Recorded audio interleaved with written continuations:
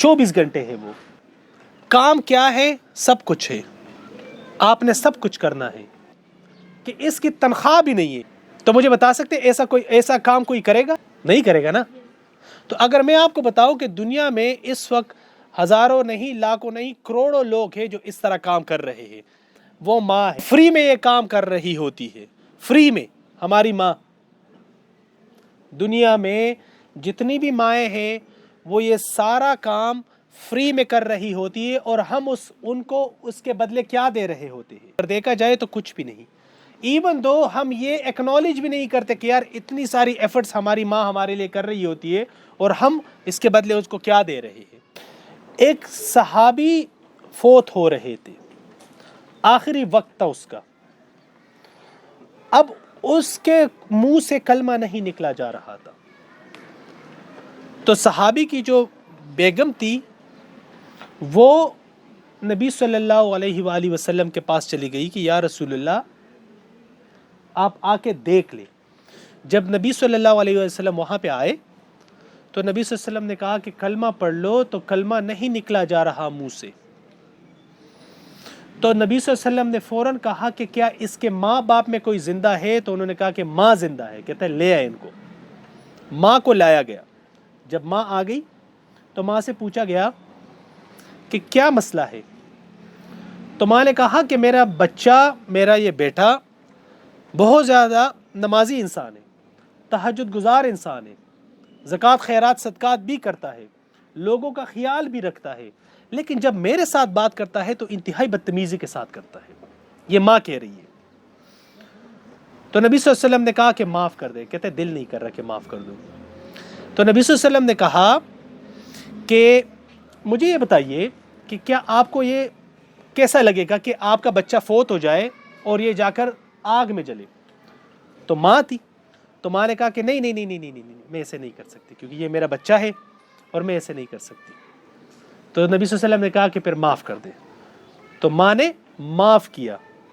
تو جب معاف کیا تو صحابی کے منہ سے وہ کلمہ نکل گیا. اب آپ یہاں پر نا ایک سچویشن کو دیکھ لیں، اس کو نا تھوڑا سا آپ لوگ اب ایک اور نظر سے دیکھ لیں. دیکھیے سفارش کون کر رہا ہے؟ نبی صلی اللہ علیہ وسلم. کس کے بارے میں سفارش ہو رہی ہے؟ کس چیز کے بارے میں؟ کلمے کے بارے میں.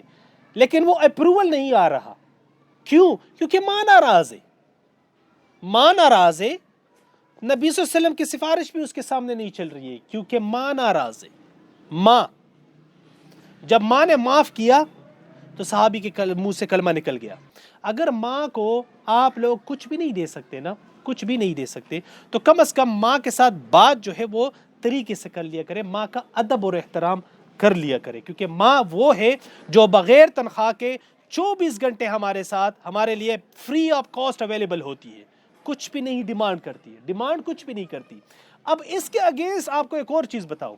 ایک اور ہستی بھی ہے، ایک اور ہستی بھی ہے جو ہمارے لیے دن رات مصروف ہوتی ہے. اس کا نام کیا ہے؟ باپ، فادر، والد. دیکھیے نبی صلی اللہ علیہ وسلم کے پاس ایک صحابی گلہ لے کر آئے، بدو، کہ یا رسول اللہ میرے جو والد ہیں یہ مجھ سے پوچھے بغیر میرا مال خرچ کرتے ہیں. نبی صلی اللہ علیہ وسلم نے پیغام بھیجا کہ اس صحابی کے یا اس بدو کے والد کو بلایا جائے. جب وہ رستے میں آ رہے تھے تو انہوں نے دل ہی دل میں کچھ اشعار کہے. عرب جو ہے، عرب یہ پیدائشی شاعر تھے، یہ بڑی بہترین شاعری کرتے تھے اس زمانے میں. تو انہوں نے دل ہی دل میں نا کچھ اشعار کہے.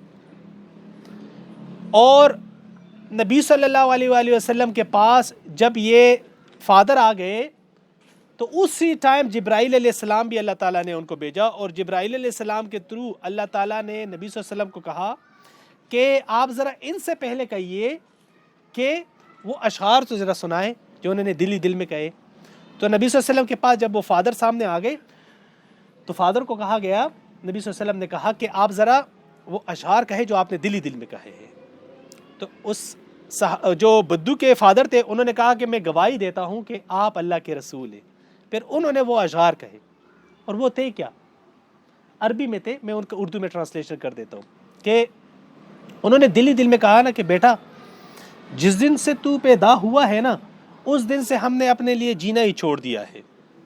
تیری ایک مسکراہٹ کے لیے میں جلستی ہواؤں کے ساتھ لڑتا رہا ہوں, میں ٹھٹھرتی راتوں کے ساتھ لڑتا رہا ہوں. تجھے ایک دھرنے والا کھلانے کے لیے میں کھولوں کے بیل کی طرح کام کرتا ہوں. میں بوڑھا ہو رہا ہوں, تو جوان ہو رہا ہے. میری جوانی کا رس تیری ہڈیوں میں گل گل کے مل رہا ہے. جس دن تو بیمار ہوتا ہے تجھ سے زیادہ میں بیمار ہوتا ہوں. جس دن تو روتا ہے تجھ سے زیادہ میں روتا ہوں. جس دن تجھے نیند نہیں آتی تجھ سے زیادہ میں تڑپتا ہوں. بیٹا میں بوڑھا ہو رہا ہوں, تو جوان ہو گیا ہے. مجھ پہ خزاں آ گئی ہے, تو سرسبز و شاداب درخت بن گیا ہے. میں دوہرا ہو گیا ہوں, تو بالکل سیدھا ہو گیا ہے. لیکن اب ہم نے تجھے کھلایا پلایا, انگلی پکڑ کر چلنا سکھایا, اور ہم یہ بھی سمجھ رہے تھے کہ تو بھی ہمارے لیے ایسا ہی کرے گا, لیکن پتہ نہیں کیوں تیری نظر ہی پلٹ گئی, جیسے کہ میں تیرا باپ ہوں ہی نہیں. پھر میرے دل میں خیال آیا کہ میں نے اپنے 30 سال کے جو زندگی ہے اس کو جھٹلاتے ہوئے یہ سوچا کہ شاید میں تیرا باپ نہیں ہوں, میں تیرا خادم ہوں, کیونکہ باپ کے ساتھ کوئی ایسا سلوک تو نہیں کرتا جو تو نے میرے ساتھ کیا ہے. تو نبی صلی اللہ علیہ وآلہ وسلم زارو قطار رو رہے تھے اسے.